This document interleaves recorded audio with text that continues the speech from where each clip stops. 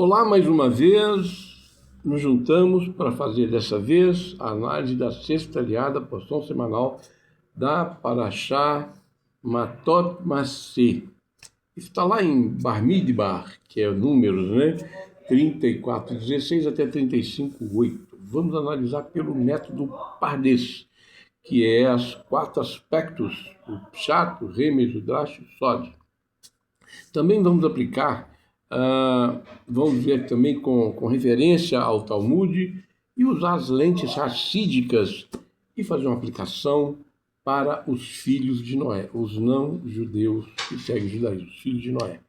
Legal? O Bnei Noah. Muito bem, minha gente, muito obrigado pela sua presença. Curta, compartilhe, esteja conosco, divulgue, participe dessa mitzvah e continue conosco. Vamos então fazer a análise? Vamos lá então? Com a graça de Deus. Que as palavras da nossa boca e as preces do nosso coração possam ser aceitas por Ti, Senhor, nossa rocha, nosso Redentor. Faz, Senhor, tua obra prosperar, prospera, Senhor, a tua obra, que Mashiach venha ainda em nossos dias. Amém. Amém. Que legal. Muito obrigado, minha gente. Vamos lá. A análise, então, da seguinte maneira. A sexta aliada para chamar Matot Maseh, ela conclui a preparação de Israel para entrar na Terra Prometida. Depois de estabelecer as fronteiras da terra, cada tribo e tudo mais, a Torá passa a organizar sua administração espiritual e social. Nesta sessão, especificamente nesta sessão, são nomeados líderes responsáveis pela divisão da terra. Determina-se a herança da tribo de Levi e estabelecem-se as 48 cidades levíticas, incluindo aquelas que, posteriormente, serviriam como cidades de refúgio. À primeira vista, trata-se de uma organização administrativa, tá? Entretanto, em um nível profundo, a Torá revela que uma sociedade verdadeiramente santa depende de 3 pilares: liderança íntegra, educação espiritual e justiça acessível. Vamos dar uma passeadinha, então, na literalidade, no sentido literal do Pshat, o texto literal. Ele organiza a transição estrutural e logística dos acampamentos do deserto para uma sociedade assentada. Os líderes da partilha, está lá de 34, de 16 até 29. Deus nomeia nominalmente um líder, o Nassi, o príncipe, para cada tribo, ok? Daí nasce o conceito de Nassi, de príncipe, para cada tribo, junto ao sumo sacerdote Elazar e Yoshua, Josué. Eles supervisionarão a distribuição justa da terra. Deus designa os líderes tribais que supervisionarão a divisão da terra de Israel. Afinal de contas, é herança da forma como Deus determinou, vai ser feito. A cidade dos levitas nós vamos encontrar de 35, de 1 até 5. Cada tribo, como a tribo de Levi, ela não recebe um território contínuo, as outras tribos devem ceder-lhe as 48 cidades distribuídas por todo o mapa. Os arrebaldes e áreas verdes que vão ser determinados estão ali de 35, de 4 a 5. O texto exige medições matemáticas estritas, 1.002 côvados ao redor das cidades levíticas. Esta área externa deveria ser mantida exclusivamente para pastagem e preservação visual, sendo proibido construir nelas. É área verde. Ok? Então, área verde. E as cidades refúgio? O Arei Miklat, nós encontramos isso de 35, 6 e 8. Das 48 cidades levíticas, 6 vão funcionar especificamente como refúgio para um homicida involuntário. Vamos ver o detalhe sobre isso, tá bom? Nós estamos vendo aqui o texto literal, né? Os responsáveis pela divisão da terra. Vamos dar uma analisada nisso, 34, 16 a 29. Hashem escolhe homens específicos para supervisionar a distribuição da terra de Israel. Dentre eles destacam-se Elazar, o Cohen Gadol, o sumo sacerdote, Yehoshua ben Nun, ou seja, Josué, né? E de Nun. Legal? Um príncipe representante de cada tribo. A divisão da terra não seria resultado de interesses políticos, mas realizada sob direção divina e com representantes de toda a nação. A liderança compartilhada assegurava justiça, transparência e equilíbrio. A herança da tribo de Levi. Nós vemos isso, 35, 1 até 8. Os levitas não receberiam uma região própria como as demais tribos. Sua herança seria o próprio serviço de Hashem. Em vez de um território exclusivo, receberiam 48 cidades espalhadas entre todas as tribos, juntamente com áreas destinadas para seus rebanhos. Essa distribuição permitia que os levitas permanecessem próximos de todo o povo, ensinando a Torá, orientando espiritualmente e preservando a vida religiosa da nação. Isso de grande interesse de Hashem, que as pessoas aprendam Torá. E muitos dizem o seguinte, muita gente não sabia nem ler. Bom, só os que não queriam. Por quê? Porque era de uma prerrogativa do homem estudar a Torá. Para estudar a Torá ele tem que saber ler. Legal? Então tá, aqueles que não queriam, claro, ser voluntário, isso não é obrigatório. Legal? Bom, muito bem. Então vamos lá. Remes. Vamos dar uma espiadinha na alusão, nas pistas, dicas textuais.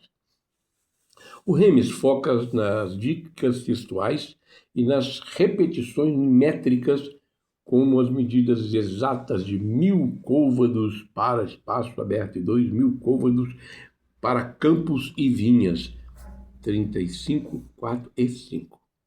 O Talmud, no Tratado Sotá 27b e no Bava Batra 24b, dois tratados do Talmud, aludem que o número 2000 define um limite de deslocamento permitido no Shabat, o Terun Shabat.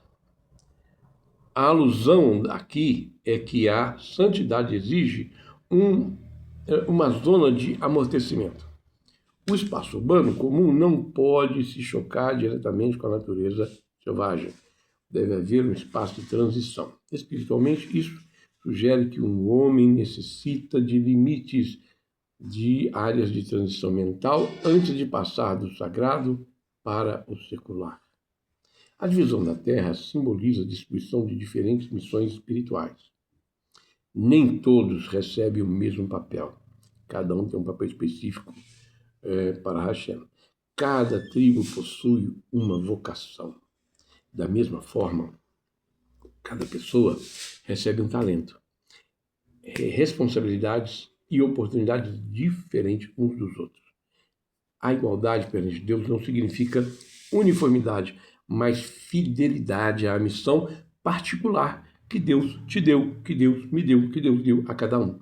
Os levitas, representam aqueles que dedicam suas vidas ao ensino, à justiça e ao serviço espiritual. Sua dispersão entre as tribos ensina que a sabedoria não deve permanecer concentrada, mas irradiar-se por toda a sociedade. As cidades de refúgio aludem à ideia de que a sociedade deve oferecer espaço de misericórdia e proteção. A dispersão dos levitas sugere que a espiritualidade e a instrução devem estar presentes em toda a terra, não concentradas em um único lugar. O número 48, cidades levíticas, remete à multiplicidade de caminhos para a santidade espalhados por toda a vida cotidiana.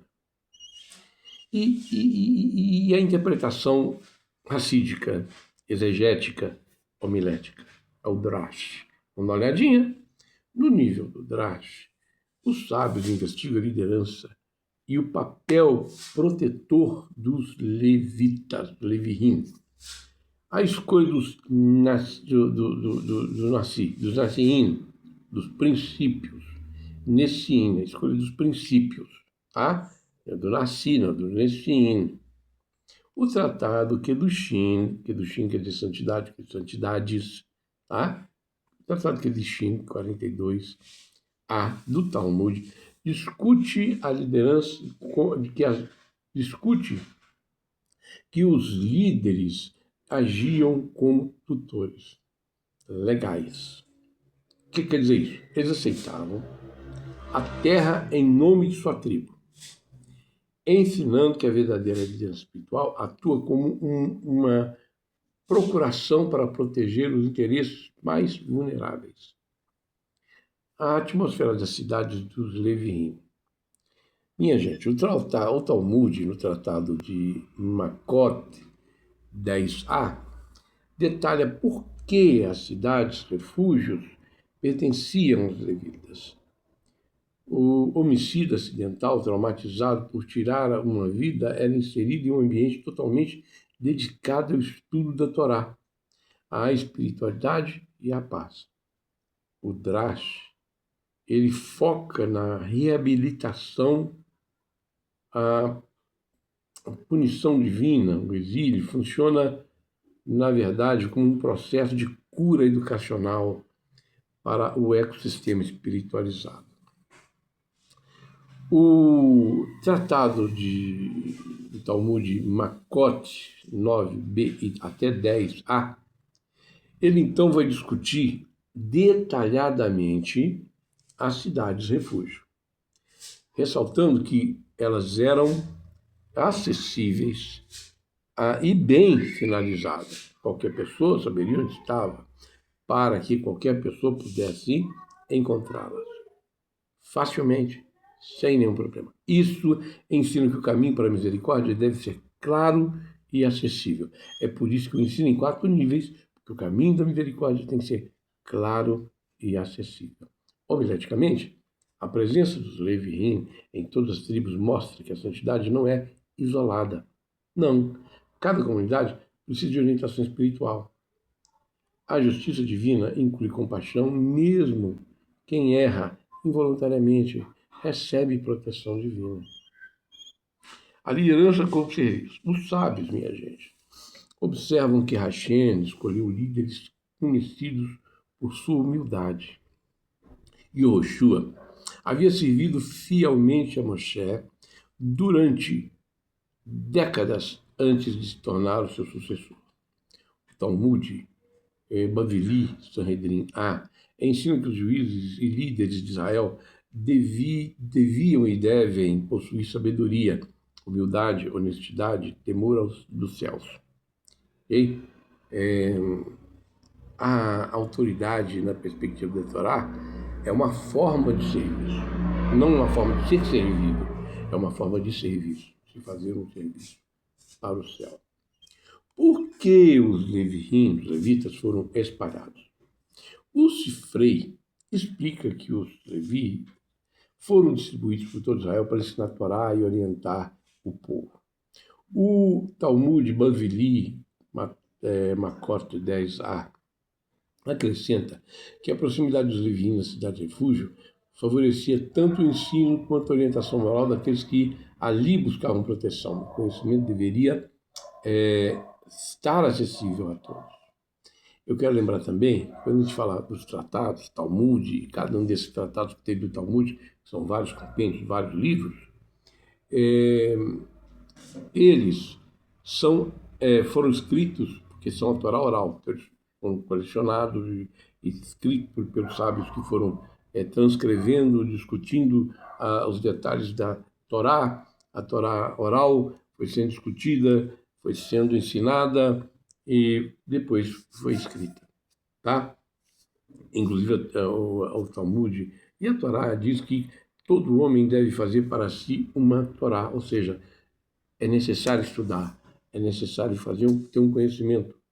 E se você não pode escrever uma Torá, então o que você vai fazer? Você vai ajudar um sefer a fazer a Torá. Ok? Isso. Bom, vamos lá. Verdadeira herança. O Midrash Bamidbar Rabá, ele afirma que os levitas abriram mão de uma herança territorial, porque escolheram uma herança elevada, mais elevada, a proximidade com Hashem. Sua riqueza consistia no privilégio de servir o Criador. A Torá, ela ensina que existem vários valores mais elevados do que a posse material. Bom, eu falei do Tratado do Talmud e agora vamos falar das referências, várias referências desse aspecto do Talmud. Diversos ensinamentos desta aliá encontram desenvolvimento na literatura rabínica. O Sanhedrin A, por exemplo, os requisitos morais para juízes e líderes. Ali diz como é que tem que ser um juiz, como é que tem que ser um líder, e inclusive fala como tem que ser o Mashiach. Makot 10a a 13a, o papel das cidades levitas e das cidades refúgio como centro de justiça e ensino. O Bava Batra 122a, a distribuição de terra sob direção divina. E o Horayot 10a, a liderança deve ser exercida em benefício da comunidade e não como instrumento de poder pessoal. Isso não é bem visto por Deus, não é aceito. Essas fontes resultam de justiça, ensino e liderança são inseparáveis. Por isso, o líder, por isso que ele tem que ser repreensível, ele tem que ser humilde, ele tem que ser sábio na Torá, justamente para que essa liderança seja reconhecida por Deus. Agora, eu quero passar com vocês, dar uma rápida passada com vocês no segredo místico, na Kabbalah, Hassidut, que é o Sod, vou dar uma passadinha rápida nisso. As dimensões ocultas, a distribuição geográfica reflete a retificação das forças cósmicas. As 48 cidades, por exemplo, elas correspondem aos 48 caminhos de sabedoria. Menchet Nesivot, Hurma, necessários para levar a matéria. Elas também refletem as 48 letras que compõem a unificação do Shema Israel. Ele tem 48 letras. Muito legal, né? Uma referência, a cidade tem referência, inclusive ligação com o Shema Israel, que nós fazemos sempre. Os levitas no espaço. A tribo de Levi, minha gente, ela representa a Sefirá de Gevurá. Julgamento, restrição, retificada e transformada em Resed, que é bondade. Ao espalhar os levitas por todas as tribos, Deus estava adocicando os julgamentos severos.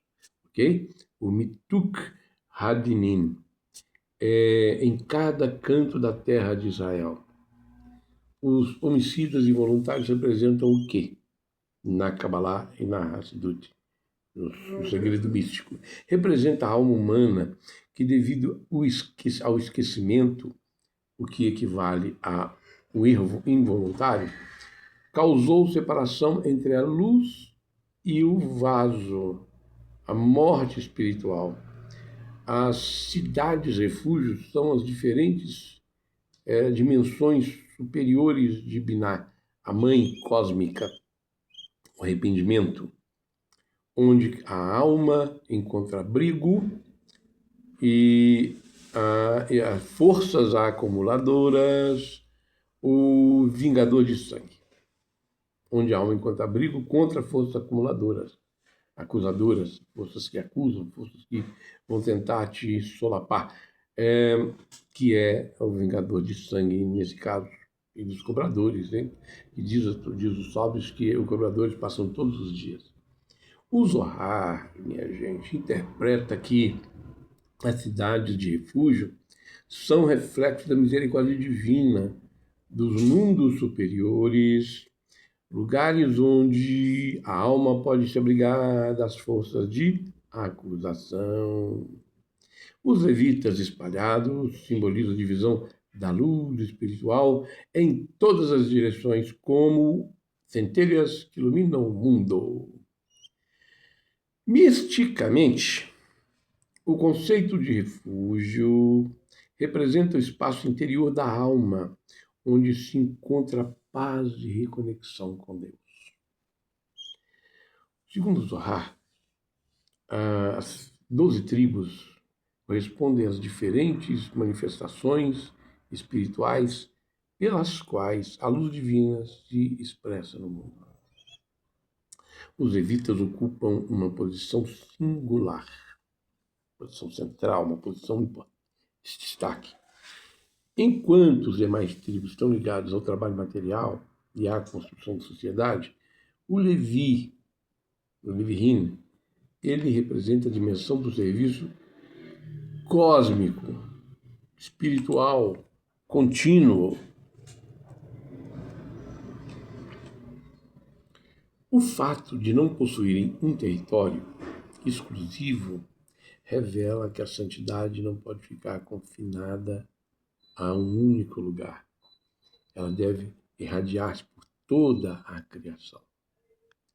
E as 48 cidades? Vamos dar uma olhadinha mais detalhada sobre isso. A Kabbalah observa que as 48 cidades correspondem simbolicamente aos 48 caminhos pelos quais a Torá é adquirida, escrito em Pirkei Avot 6:6. Assim como essas cidades espalham a influência espiritual por toda a Terra, os 48 caminhos representam diversos meios pelos quais o ser humano adquire sabedoria, humildade, disciplina, escuta e reverência. O verdadeiro conhecimento transforma tanto quem ensina quanto quem aprende. Vocês acham que eu não aprendo quando eu estou ensinando? Muito, muito, muito, muito. A gente não sabe tudo. E a gente vai aprendendo e muito, muito, muito, muito mais. E a gente ainda pergunta ao Rav, a gente ainda acompanha o Rav perguntando e aprendendo mais ainda. A ausência da herança material. O Arizal, gente, ele explica que Levi simboliza a alma cuja principal riqueza consiste na proximidade com Deus. Ao abrir mão da posse. Bom, minha gente, então, ao abrir mão dessa posse exclusiva da terra, os levitas tornam-se um lembrete permanente que toda a riqueza material é transitória, ela acaba. Enquanto a proximidade com o Criador, ela constitui uma herança eterna. Legal, né? Vamos ver agora com uma lente de interiorização, vamos ver o que a Hassidut nos ensina. O Baal Shem Tov, ele ensina que existe um levita dentro de cada pessoa. A dimensão interior desperta o desejo de estudar, servir, elevar e aproximar do Criador. Mesmo quem trabalha no mundo material precisa reservar um espaço diário para cultivar sua vida espiritual. Legal? Isso não é um moré obrigado a empurrar você. Você tem que reservar um horário, tem que reservar um tempo. Sua vida espiritual, minha vida espiritual tem importância, tem que ser trabalhada. E o Rebbe Isneu Zalman de Liad? No Tânia, ele explica que toda atividade material pode tornar-se um serviço divino, quando realizada com intenção reta, com kavaná. Assim, ser levita não depende da genealogia para o Benoa, mas da disposição em colocar Deus no centro da própria vida. Toda oportunidade que você tem de falar das 7 leis, de ensinar as 7 leis, de levar as pessoas a conhecerem isso, você deve aproveitar esse espaço. Essa compreensão não altera a distinção halárica da tribo de Levi, exclusiva para o do povo de Israel, mas oferece uma explicação espiritual universal. Todo ser humano pode dedicar parte de sua vida ao conhecimento, ao serviço e elevação moral. A Hassidut extrai dessa aliá uma lição profunda sobre a ecologia da mente e a responsabilidade social, o equilíbrio urbano, cidade versus campo. O mandamento de manter a rebalde intocado nos ensina que o homem pode permitir que o comércio e o ganho material, a cidade, engula sua paz de espírito e sua beleza interior. Ou pode também não permitir, ok? E fazendo com que o campo aberto e a beleza interior seja ressaltada e que ele tenha paz, desde que ele se dedique esse tempo para a Torá. O judeu e o Bnei Noah, um justo em suas ações, o servo de Deus, ele precisa reservar uma área verde, intocada em sua rotina diária, para a meditação, para a conexão com o Criador. Muito bem. A palavra de Torá como refúgio. Vamos entender como é que isso funciona? Walter Rebbe ensina no Tânia que o Rebbe de Bavt, né, expande a sua shirot, que o exílio espiritual atual, a palavra da Torá, a oração, são nossa cidade de refúgio. Nesse exílio que nós vivemos, a Torá é nossa palavra de refúgio.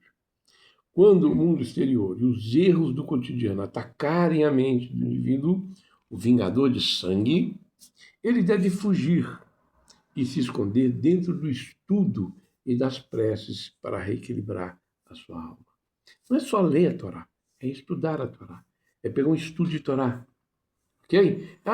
Moré, eu não sei estudar sozinho, então pega as aulas que a gente dá, repete, assista, pega ali, acompanha com a sua Torá, torna a repetir e veja quantas aulas eu tenho. Tem muita aula. Então pegue, estude, tem muita coisa, curiosidade também, não é? O Hassidismo, universidades de refúgio, como uma metáfora para o refúgio espiritual. A Torá e a oração são lugares onde cada alma encontra abrigo após erros. E não precisa ser só erros, não. Em todos os momentos que você achar necessário. A dispersão dos levitas ensina que a santidade deve estar presente em cada aspecto da vida, no lar, no trabalho, na comunidade. O Rebbe, ele explica que o verdadeiro refúgio não é apenas físico, mas espiritual. É o retorno sincero a Deus que transforma falhas em crescimento. Vamos aplicar isso agora, Benão? Vamos lá, filhos de Noé. Vamos lá, justos entre as nações. Vamos aplicar agora, embora o gerenciamento tribal, a terra de Israel seja exclusivo das 12 tribos, o conceito fundamental desta aliança aplica-se diretamente às obrigações éticas, espirituais e universais e ao código de conduta do justo entre as nações. O mandamento de Dinim, justiça, estabelecer leis e tribunais. A nomeação detalhada dos chefes tribais para organizar os limites e direitos de herança ilustra o mandamento universal de estabelecer um sistema legal justo, Dinim. O filho de Noé, o Benoa, compreende que uma sociedade civilizada requer líderes íntegros, não corruptos, não envolvidos com a corrupção, com escândalos, ok? A burocracia transparente e leis que uma sociedade civilizada requer líderes íntegros. A lei de zoneamento de propriedade clara, para evitar roubo e o caos social, Hamas, ok? Roubo e caos social é Hamas em hebraico. Assim como os levitas foram distribuídos entre as tribos, aqueles que recebem conhecimento devem transmiti-los com generosidade. A educação fortalece famílias, comunidade, sociedade. A santidade de vida e justiça para o homicídio. O conceito das cidades-refúgios está intimamente ligado à proibição universal do assassinato. Para o filho de Noé, o justo entre as nações, a justiça deve distinguir claramente o homicídio doloso, intencional, do culposo, acidental. A porção ensina que a perda de qualquer vida humana é delicada. Criada à imagem de Deus, desestabiliza o homicídio, desestabiliza o ambiente, exigindo retificação legal, espiritual e adequada. O apoio aos mentores espirituais da sociedade. A obrigação de todas as tribos de doarem parte das suas próprias terras para abrigar e sustentar os leviim ensina aos filhos de Noé, aos justos entre as nações, o dever social de apoiar aqueles que dedicam-se a ensinar a verdade divina e a moralidade. Os Noaide devem incentivar, proteger, sustentar professores e rabinos e guias que mantêm viva a chama do monoteísmo ético no mundo. O exemplo dos levitas recorda que o valor da vida não depende apenas da acumulação de bens. A integridade do serviço ao próximo, o estudo, a reverência ao Criador constituem riquezas permanentes. Bom, minha gente, vamos chegando ali no urbanismo, consciente da preservação moral. As regras matemáticas que proibiam os israelitas transformarem o campo em cidade ou vice-versa ensinam aos filhos de Noé, aos justos entre as nações, o respeito pela ordem natural criada por Deus. Isso inclui responsabilidade ecológica, planejamento urbano consciente, garantindo que o desenvolvimento tecnológico e comercial não destrua o bem-estar psicológico, físico da humanidade. Os justos entre as nações são chamados a apoiar e exercer lideranças marcadas por honestidade, justiça e responsabilidade. O poder existe para servir, não para dominar e não para ser servido. Esse negócio de líderes que são servidos e que impõem sobre as pessoas algo que ele não faz, isso não existe. O que não existe também, as pessoas envolvidas com escândalos de corrupção, desvio de verba pública, mentiras e mais mentiras. Tem que haver moralidade. E isso nós, filhos de Noé, temos que preservar. Fuja dessas coisas que parecem e não são. Descobrir a própria missão. Assim como cada tribo recebeu uma responsabilidade específica, cada ser humano possui dons particulares. O desafio espiritual consiste em colocar esses dons a serviço do Criador e do próximo. Como é que nós estamos fazendo isso? Estamos colocando nossos dons a serviço do Criador? Eu não tenho tempo. É o campo, né? O campo e a cidade, que nós acabamos de mostrar aqui. Toda comunidade necessita de referência moral. Os levitas representam um centro permanente de ensino. Da mesma forma, os filhos de Noé, nem Noa, eles podem fortalecer suas comunidades, formando pessoas comprometidas com a ética, a justiça e a transmissão de valores das 7 leis de Noé. É necessário. Bom, chegamos à conclusão. A sexta liá, Matot Passé, ela demonstra que a santidade de uma sociedade não depende apenas de seu território, mas principalmente das pessoas que estão nela, que a conduzem. No Pshat, a Torá ensina e organiza a liderança nacional, estabelece papéis singulares à tribo de Levi. No Remes, aprendemos que cada pessoa possui missão específica concedida por Deus. No Drash, os sábios ensinam que a liderança, ensino e justiça são formas de serviço, nunca instrumento de engrandecimento pessoal. E no Sod, o Zohar revela que os levitas simboliza a difusão da luz divina por toda a criação, enquanto as 48 cidades recordam que a sabedoria deve alcançar todos os lugares. Sob a lente racídica, cada indivíduo possui um Levi interior, a capacidade de reservar tempo para estudo, para oração, para a prática do bem, para aproximar o mundo do seu Criador, criar uma morada para Deus aqui entre nós. Para Benoa, essa aliança reafirma que uma sociedade justa floresce quando seus líderes são íntegros, quando o conhecimento é compartilhado, quando a ética orienta as decisões e quando cada pessoa reconhece sua vocação como parte do propósito divino para a humanidade.